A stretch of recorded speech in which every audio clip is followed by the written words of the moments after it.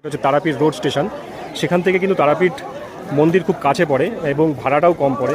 তো এখন রয়েছে তারাপীঠ রোড স্টেশনে, 1 নম্বর যে স্টেশন রয়েছে, প্ল্যাটফর্ম রয়েছে, সেখান থেকে বাইরের দিকে যাব। দেখতে পাচ্ছেন কত ভিড়, প্রচুর মানুষ তারাপীঠ রোড স্টেশনে নামে, যেহেতু ওই সকালের টাইম।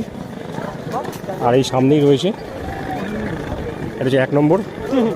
1 নম্বর থেকে এইভাবে আপনারা বাইরে বেরিয়ে যাবেন।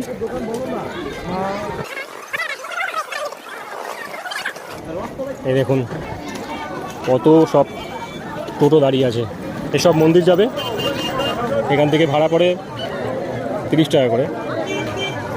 কত গো ভাড়া, কত মন্দির ভাড়া কত?